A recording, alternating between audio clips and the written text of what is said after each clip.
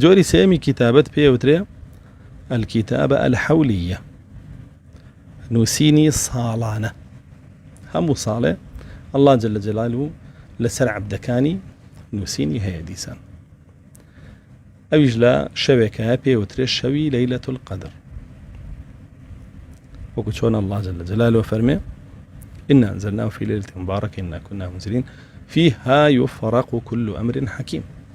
ئێمە لە شەوی لەیلەة القەدر قورئانمان دابەزاندووە وەلەو شەوەیە دیسان ئەقدارەکان ئەنووسرێتەوە بۆ عەبدەکان. ابن عباس فەرمێ حتا کێ ئەچێ بۆ حەج لەو ساڵەیە ئەنووسرێ، کێ ئەمرێ ئەنووسرێ، کێ ژی ئەمرێ، کێ نەخۆشەکە ئەنووسرێ، کێ چاکە بێتەوە ئەنووسرێ، هەمووی ئەنووسرێ، هەموو شتێ لەو ساڵەیە کە دێت چەند نەخۆی چەند ناخۆی هەمووی ئەنووسرێ.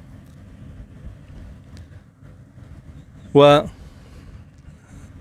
لسورة قدر شاء فرمي تنزل الملائكة والروح فيها بإذن ربهم من كل أمر سلام هي حتى مطلع الفجر.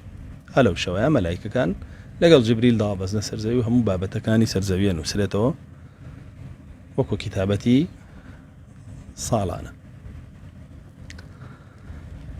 أما كتابتي صالانشك قناغي سيما باشان كتابتي روجانة ديتا بيشو الكتابة اليومية. أماش الروجانة توشي أكي لسر أنوسري. شون أنوسري؟ الله جل جلاله فرمي إنا كنا نستنسخ ما كنتم تعملون. إيما إيوه هرشيكتان أنجام داوا للامان استنساخ كراوبوا. عبد الله كوري عمر فرمي شون استنساخ كراوبوا. فرمي ملائكة كان روجانا أرون تماشاي براوي أو عبداك أنو ملائكانيك معقبات بوم عبدا سربرشتيم عبداك أرون تماشاي براوي أو عبداك للوح المحفوظة أو رجابيت شي بكا هموي لسر براوي جنو سنو دين أخوارو تطبيقيا كان بسرية أبو شيو هرشي كيبو نسرابي لو رجاء ويفرمي هل يكون النسخ إلا مما فرغ منه نسخ إلا لو اشتاك لك طوابه كما نسخي لوح المحفوظ بيودر أم نسخاء كملائكة كان يكن لوح المحفوظ بو عبدك الرجانة هيا قران كاري رويتيك هيا خدنا طبعا ببيك ومالي آيات فرمودة بلا قران كاري رويتيك بأمري الله قران كاري رويتيك الله جل جلاله بخوي فرمي يمحو الله ما يشاء ويثبت الله جل جلاله هرشي بيه إسرته وهرشي كيش بيه جيجيريك على سلام ما بستي لو نوسيناني دستي ملائكة كان بلام وعنده أم الكتاب أو لوح المحفوظ دسكاريناك لوكو خوي مينته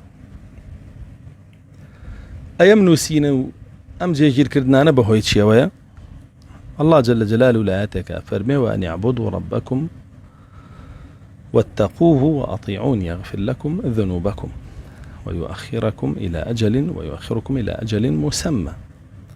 فرمي إيوا پروردگاری خوتان بپرست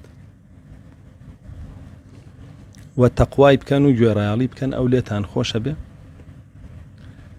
وتمنيشتان دريجك مردن و نەخۆشی ئەو بابەتانتان دو ئاخا بۆ کاتێکی تری دیاری کراوە کەەوە مەبەست پێی با بڵێن گۆڕینی ئەوەیە کە لە ناو پەڕاوەکانی دەستی مەلایکەتە. ورسول الله صلى الله عليه وسلم فرمي الصدقة تدفع البلاء بلاك دابزيوه لە پەڕاوەکانی دەستی مەلایکەکانە بوونی هەیە بەڵام سەدەقای گێڕێتەوە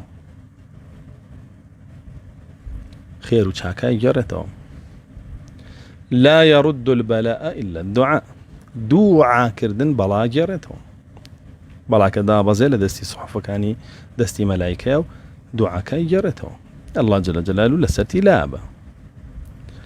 ورسول الله صلى الله عليه وسلم فرمي كيبي خوش التمني دريج ببركة بكيت عمري ورزقي زياد بك باسي لي رحم بقينه باشاك بي لقال دايكو باوكي بۆیە بەڵێ ئەو جێگیرکردن و نووسینەی کەڕ و ئەدا لە لەوح المەحفوظا نییە جارێکی تر بەڵکو لەوەیە کە لە دەستی مەلایکەکانە ڕۆژانای هێنن ئەمە قۆناغی دووەمی قەدەر.